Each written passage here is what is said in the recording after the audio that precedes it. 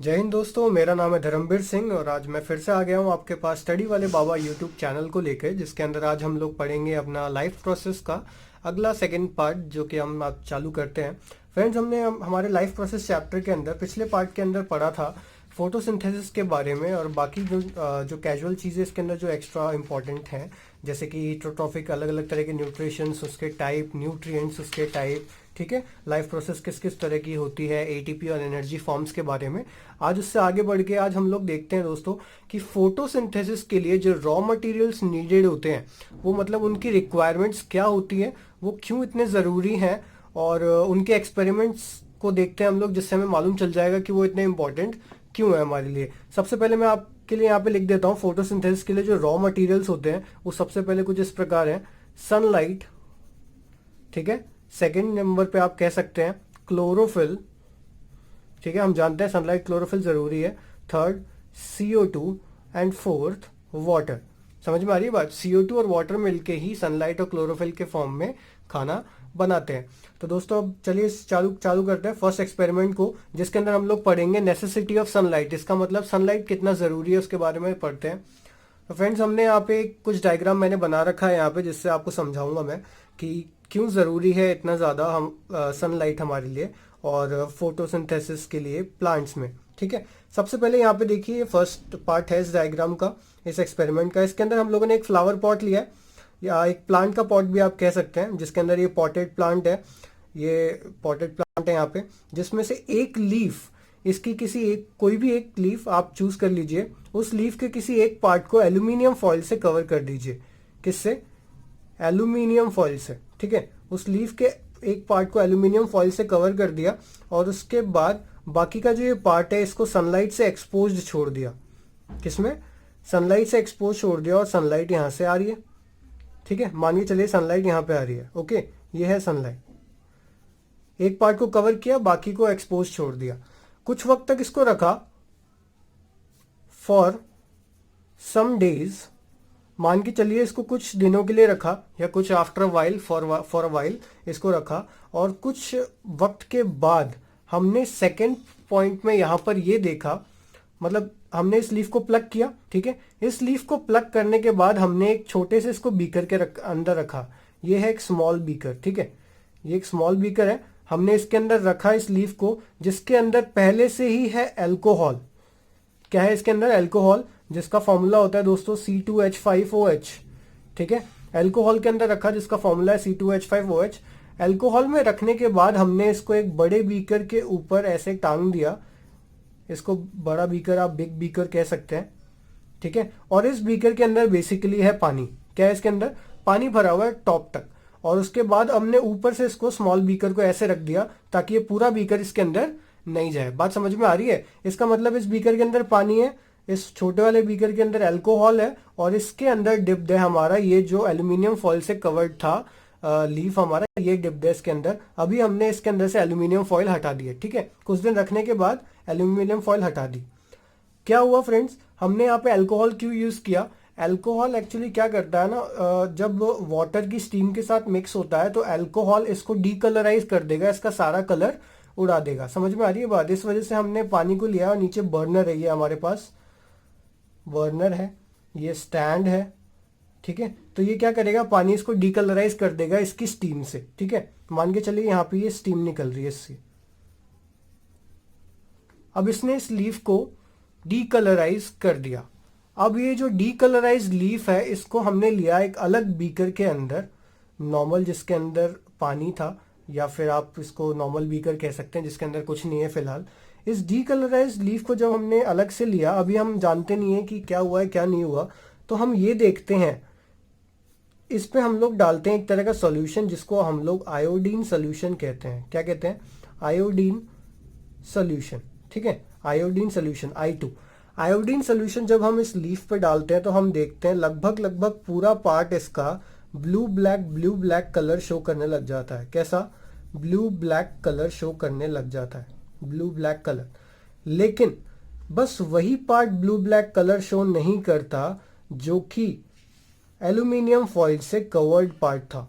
Foiled covered part does not show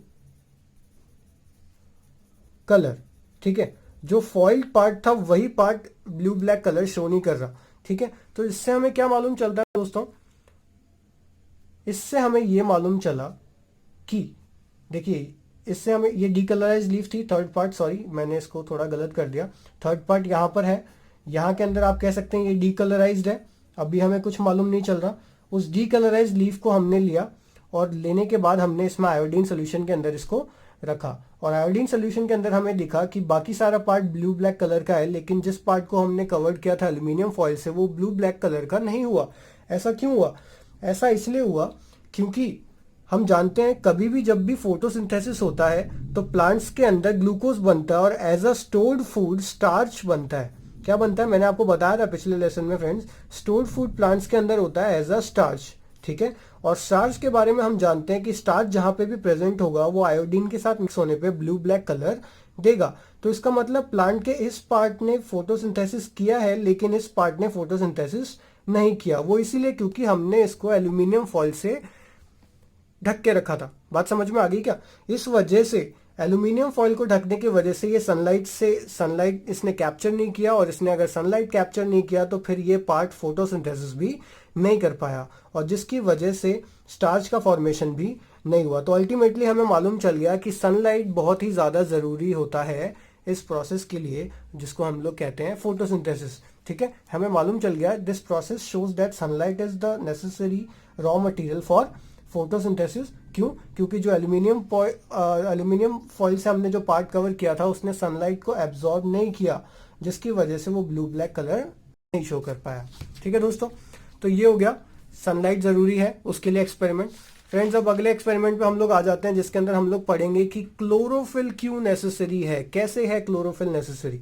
ठीक है, chlorophyll के लिए हम लोग करेंगे, सबसे पहले हम लोग क्लोरोफिल के लिए बात करते हैं दोस्तों।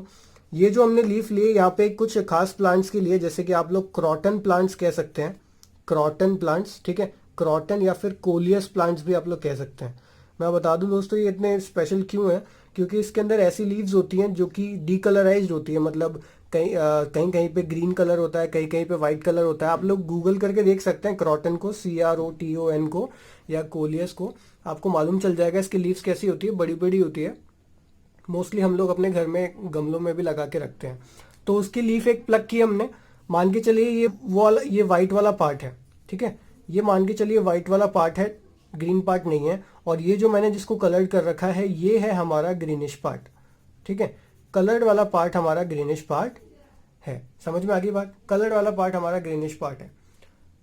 अब हमने इसको ले लिया, प्लग करने के बाद सेम हमने क्या किया, इसमें ये सेकंड और थर्ड वाला जो यहाँ पे एक्सपेरिमेंट था हमने ये फॉलो किया। इसके अंदर सेम उस लीफ को लिया, स्मॉल बीकर के अंदर डाला जिसके अंदर अल्कोहल था, और बड़े बीकर के अंदर डाला जिसके अंदर पानी था, जिसकी स्टीम से इसका सारा कलर उड़ गया, डीकलराइज्ड हो गया, पूरी तरह लीफ को हमने सुखा दिया है। बात समझ में आ रही है? स्टीम से पूरी तरह हमने उस लीफ को सुखा दिया है। अब ये अल्टीमेटली जो यहाँ पे थर्ड स्टेप में जो हमारे पास डीकलराइज्ड लीफ थी, वैसे यहाँ पे हमने सेकेंड पार्ट में इस डीकलराइज्ड लीफ को लिया है। ठीक है दोस्तों, मैं उम्मीद कर रहा हूँ आपको ये समझ में आओगा, डीकलराइज्ड समझ में आ रहा होगा, क्योंकि मैंने वो पार्ट स्किप कर दिया, वापस उसको करेंगे तो ये बड़ा हो जाएगा। तो डीकलराइज्ड लीफ ले ली हमने अल्कोहल वगैरह से। ठीक है, आप चाहें तो उसको लिख सकते हैं सेकंड पार्ट में, मैंने इसको सेकंड पार्ट में डायरेक्ट डीकलराइज्ड लीफ ले लिया। अब ये पूरा डीकलराइज्ड है, अभी हमें मालूम नहीं चल रहा कौन सा पार्ट ग्रीन था कौन सा पार्ट व्हाइटिश था। ठीक है, अब हमने क्या किया, सेम इसी डीकलराइज्ड लीफ पे वापस से क्या डाला, इसके ऊपर हमने वापस से डाला आयोडीन सोल्यूशन। क्या डाला हमने इस पे, वापस से हमने आयोडीन सोल्यूशन डाला, और आयोडीन सोल्यूशन डालने के बाद हमें मालूम चला कि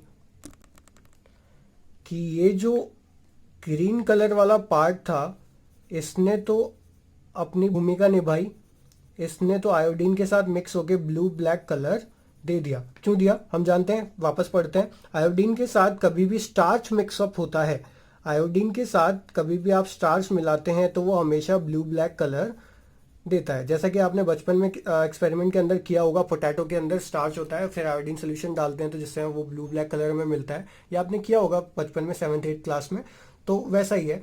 लेकिन जो बचा हुआ पार्ट था जो कि पहले व्हाइट था, उसने blue black colour show appear नहीं किया। तो आप ये कह सकते हैं blue black colour doesn't appears. तो यहाँ पे ब्लू ब्लैक कलर अपीयर नहीं हुआ, जिससे हमें ये मालूम चला, दो ऑब्जर्वेशंस मिले कि खाली ग्रीन पार्ट के अंदर ही क्लोरोफिल प्रेजेंट होता है। तो मतलब प्लांट्स में जो भी ग्रीन पार्ट होता है उसके अंदर क्लोरोफिल प्रेजेंट होता है, और हर ग्रीन पार्ट परफॉर्म कर सकता है फोटोसिंथेसिस। इसका मतलब चाहे वो स्टेम क्यों ना हो, वो फोटोसिंथेसिस परफॉर्म कर सकता है क्योंकि उसके अंदर क्लोरोफिल होगा। इसका मतलब क्लोरोफिल कहाँ पे भी होते हैं, क्लोरोप्लास्ट में, मैंने आपको बताया था, ठीक है। क्लोरोफिल होते हैं क्लोरोप्लास्ट ऑफ द सेल्स में। तो इससे हमें मालूम चलता है कि chlorophyll is a necessary raw material for photosynthesis, ठीक है फ्रेंड्स। अब आगे हम लोग थर्ड एक्सपेरिमेंट करते हैं उस थर्ड रॉ मटेरियल के लिए जो कि बहुत ज़्यादा ज़रूरी है, कार्बन डाइऑक्साइड, ठीक है। अब हम लोग कार्बन डाइऑक्साइड के बारे में पढ़ते हैं, CO2 क्यों इतना ज़्यादा ज़रूरी है, इसके बारे में अब हम लोग करते हैं। दोस्तों इसके अंदर एक खास आपको, जैसे कि अभी तक हमने दोनों एक्सपेरिमेंट्स के अंदर एक तरह का लिक्विड लिया था आयोडीन सोल्यूशन इन एक्सपेरिमेंट्स को परफॉर्म करने के लिए। इसके अंदर मैं आपको बताना चाहता हूँ फ्रेंड्स, इसके अंदर आपको लेना है KOH सोल्यूशन, ठीक है। आपको लेना है KOH सोल्यूशन। KOH मतलब पोटेशियम हाइड्रोक्साइड, जिसको आप लोग शॉर्ट में पोटाश भी कह सकते हैं, ठीक है। पोटाश भी कह सकते हैं। क्यों पोटाश हम क्यों ले रहे हैं, because potash is a good absorber of CO2, ठीक है। याद रखिएगा, पोटाश या फिर पोटेशियम हाइड्रोक्साइड जो होता है वो CO2 का बहुत ही अच्छा एब्जॉर्बर होता है, इस वजह से हमने इसको लिया है। अब इसका काम कहाँ आएगा मैं आपको बताता हूँ। देखिए एक्सपेरिमेंट के अंदर हमने एक प्लांट लिया जिसकी एक लीफ को हमने थोड़ा सा बेंड करके एक ऐसे पॉट के अंदर डाला जिसके अंदर नीचे तो है KOH सोल्यूशन, ठीक है। यहाँ पर है KOH सोल्यूशन, ये है हमारी लीफ।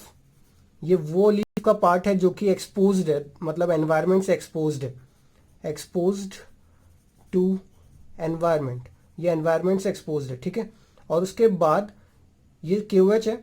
इस पार्ट के अंदर जो भी कार्बन डाइऑक्साइड था वो एब्सेंट हो गया है क्योंकि KOH ने वो सारा का सारा कार्बन डाइऑक्साइड एब्जॉर्ब कर लिया है। तो आप कह सकते हैं ये वाला जो पार्ट है, खाली वाला जो एम्प्टी पार्ट है, एम्प्टी पार्ट, इसके अंदर कार्बन डाइऑक्साइड नहीं है, कार्बन डाइऑक्साइड एब्सेंट। बात समझ में आ रही है। और क्योंकि ये बाहर का एनवायरनमेंट है इस वजह से यहाँ पे कार्बन डाइऑक्साइड प्रेजेंट है। बात समझ में आ गई।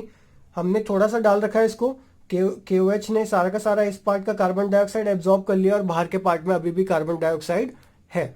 अब सेकंड पार्ट में आ जाइए फ्रेंड्स। अब आपको अंदाजा लग गया होगा सेकंड पार्ट में हमें वापस क्या करना है, इसको वापस से डीकलराइज्ड फॉर्म में लाना है, इसको वापस से हमें डीकलराइज्ड करना है। तो फिर से हम लोग इसको डीकलराइज करने के लिए क्या करेंगे, फिर से हमें वही करना है, इसको एक छोटे से बीकर में लेना है जिसके अंदर अल्कोहल हो और नीचे से वाटर की स्टीम इसको देनी है। समझ में आ रही है बात, जिसकी वजह से अपने पूरी कलर को लॉस कर देगा। तो जिसमें ये पूरा अपना कलर लॉस कर देगा, बिल्कुल भी मालूम नहीं चलेगा कि कौन सा पार्ट में क्या है, कौन सा पार्ट ग्रीन है, कौन सा पार्ट किस कलर का है। तो फिर ये फुली डीकलराइज लीफ है। अब फिर से इस डीकलराइज लीफ के बाद हम जानते हैं थर्ड स्टेप में हम लोग क्या करना है फ्रेंड्स, हमें इसके अंदर आयोडीन सोल्यूशन डालना है, ठीक है। और आयोडीन सोल्यूशन हमने जैसे ही इसके अंदर डाला तो इसके अंदर हमने देखा कि वो पार्ट जो कि एनवायरनमेंट से कवर्ड, एनवायरनमेंट में कवर्ड नहीं, जो पार्ट एनवायरनमेंट के साथ एक्सपोज था उस पार्ट ने तो साफ साफ ब्लू ब्लैक कलर दिया।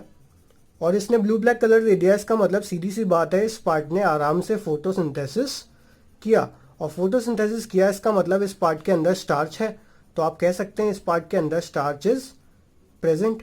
लेकिन जो बचा हुआ पार्ट था, जिस पार्ट को हमने अंदर डाल के रखा था, उस पार्ट ने ब्लू ब्लैक कलर शो नहीं किया, वो कलरलेस रह गया। यहाँ पे कलर शो नहीं हुआ, कलर एब्सेंट।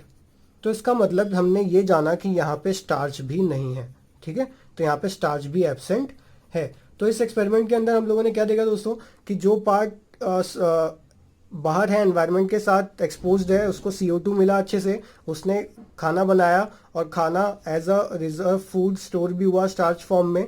तो और उसने ब्लू ब्लैक कलर भी शो किया आयोडीन टेस्टिंग के साथ। लेकिन जिस पार्ट को हमने कवर करके रखा था, बंद करके रखा था, CO2 नहीं दिया था, भले इसको सनलाइट भी दिया आपने, क्लोरोफिल भी है इसके अंदर, पर अगर आपने इसको CO2 भी नहीं दिया तो भी इसने ब्लू ब्लैक कलर शो नहीं किया। इससे हमें ये मालूम चलता है कि CO2 should be available in considerable amount to form starch. CO2 को एक अच्छे अमाउंट में प्रेजेंट होना चाहिए, क्योंकि अगर एक नॉर्मल अमाउंट में भी प्रेजेंट होता है तो ये ज़्यादा से ज़्यादा ग्लूकोज बनाएगा लेकिन ये स्टार्च नहीं बनाएगा, ठीक है। लेकिन अगर CO2 थोड़ा अमाउंट में ज़्यादा हुआ तो ये स्टार्च भी बनाएगा, और अगर ये स्टार्च बनाएगा तो ये आयोडीन टेस्ट भी शो करेगा।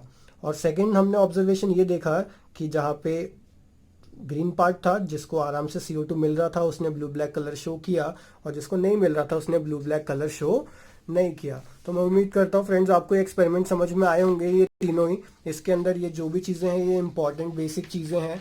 मैंने एज अ, आप कह सकते हैं एक्सपेरिमेंट के अंदर एज अ लिंक डिस्क्रिप्शन में बाकी सारी चीज़ें डाल दी है। ये इस टॉपिक को भी डाल दिया वीडियो लेसन में, इसको कैप्चर करके, ठीक है। तो आप इसको पढ़िएगा, किसी भी तरह का डाउट हो तो मुझसे कंसल्ट कीजिएगा। और ये तीनों ही एक्सपेरिमेंट बोर्ड्स के हिसाब से काफ़ी इंपॉर्टेंट रखते हैं। ये आपके NCERT में भी है, और आप इसको देखिएगा, बनाइएगा, और कोई भी डाउट हो तो मुझसे पूछिएगा। तब तक के लिए जय हिंद।